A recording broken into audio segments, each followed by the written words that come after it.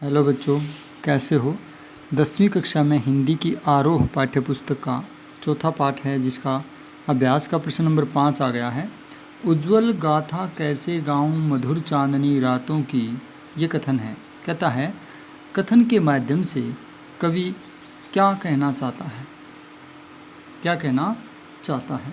तो इसमें कवि ये कहना चाहता है, दो बातें हैं। नंबर एक तो ये कि कवि के जीवन में कोई खुशहाली नहीं है, दुख ही दुख है, अभाव है, पीड़ा है, विरह है, बिछोह।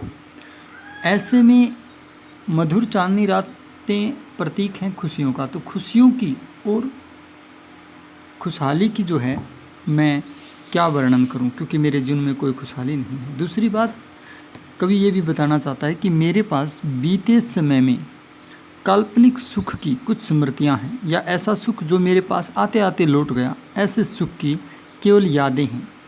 और क्योंकि अब वो सुख मेरे पास नहीं है, इसलिए अब उसका वर्णन करना हितकर नहीं है। तो कहता है, भला उस सुखद क्षण की जब तुम्हारे मिलने के सुख का अनुभव मात्र हुआ था मुझे, तो उसकी भला अब मैं क्या गाथा गाऊं। तो किसी भी तरह से यह गाथा, यह जो वर्णन है वो करने लायक नहीं है। छठा प्रश्न देखिए, आत्मकथ्य कविता की काव्य भाषा की विशेषताएं उदाहरण सहित लिखिए। यानी कि जो आत्मकथ्य कविता है उसकी क्या काव्य भाषा की विशेषताएं क्या क्या हैं। एक तरह से जो हम शिल्प पक्ष लिखते हैं वो हमने बताना है इस कविता का। तो शिल्प पक्ष मैंने व्याख्या कराते समय आपको कराया था, वही शिल्प पक्ष आपने उदाहरण सहित बताना है कि कहाँ कौन सी भाषा का इस्तेमाल है, सब शक्ति कौन सी है, अलंकार कहाँ कहाँ कौन से हैं, और स्रोत के आधार पर शब्दावली कैसी है, तत्सम शब्द ज़्यादा हैं इस कविता में। तो ये चीज़ें आपने बतानी हैं। अब जैसे छंद की बात करें तो छंद मुक्त रचना है ये, और इसकी भाषा जो है खड़ी बोली हिंदी है, लेकिन तत्सम प्रधान खड़ी बोली हिंदी है। ज़्यादातर जो है तत्सम शब्द मिलेंगे आपको, मधुप शब्द हैं, और आप कह सकते हो अनंत है, नीलिमा है, असंख्य, जीवन, इतिहास, ये सारे के सारे शब्द क्या हैं, ये संस्कृत से आए हुए शब्द हैं। इनको हम तत्सम प्रधान शब्दावली के रूप में लिख सकते हैं। इसके अतिरिक्त आप अलंकार देख सकते हो। अलंकार जो है वो मानविकरण अलंकार है, पुनरुक्ति प्रकाश अलंकार है, स्वरमैत्री अलंकार है, अनुप्रास अलंकार है, उत्प्रेक्षा अलंकार है, और भैया इसके अतिरिक्त इसमें जो है रूपक अलंकार आया है। तो बहुत सारे अलंकार हैं, उनका आप वर्णन कर सकते हो। इसके अतिरिक्त माधुर्य गुण है, वियोग श्रृंगार रस भी कहीं कहीं देखने को मिलता है। 7वां प्रश्न देखिए, कवि ने जो सुख का स्वप्न देखा था उसे कविता में किस भाव में अभिव्यक्त किया है, किस तरह से जो है अभिव्यक्ति प्रदान की है जो स्वप्न उसने। तो आप ये कह सकते हो कि कवि ने सुख के स्वप्न के बारे में बताया है कि वह स्वप्न एक काल्पनिक सुख की तरह था जो मेरे जीवन में आते आते ही वापस लौट गया। ऐसा लगा जैसे वो मेरा उपहास उड़ाना चाहता हो।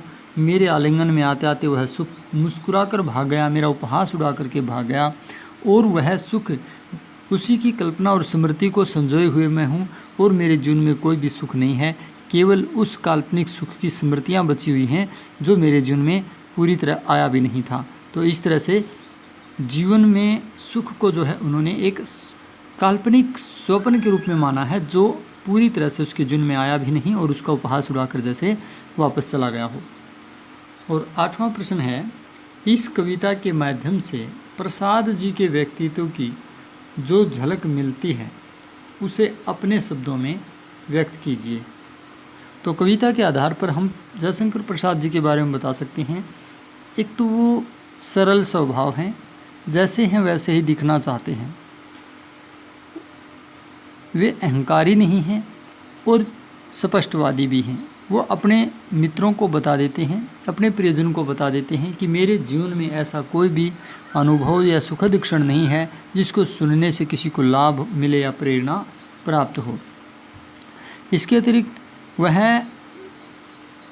एक तरह से परोपकारी भी है, वो दूसरों का बुरा नहीं चाहता है। जयशंकर प्रसाद जी को इस बात की चिंता है कि कहीं उसके जीवन के दुख को सुनने से उसके अपने प्रियजन ये न समझने लगें कि उसके जीवन के दुखों का कारण वो हैं और उन्हें आत्मग्लानि या हताशा महसूस न हो, इसलिए वो अपने जीवन के अभावों के बारे में नहीं बताना चाहते हैं।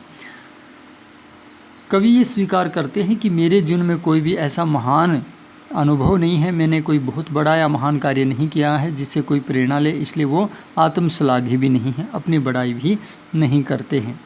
इसके अतिरिक्त जयशंकर प्रसाद जी संघर्षशील व्यक्ति हैं। वो अपने जीवन में जैसा भी है उस परिस्थिति के प्रति संघर्षशील हैं और संघर्ष कर रहे हैं और संतोषी स्वभाव के हैं। उन्हें जो मिला है उसी पर वो संतोष कर लेते हैं और जयशंकर प्रसाद जीवन में मिली केवल स्मृतियों के ही आधार पर अपना जीवन यापन भी कर रहे हैं। तो इस प्रकार जयशंकर प्रसाद जी का व्यक्तित्व जो है अपने आप में अनूठा है। आपका अभ्यास पूरा हो गया है।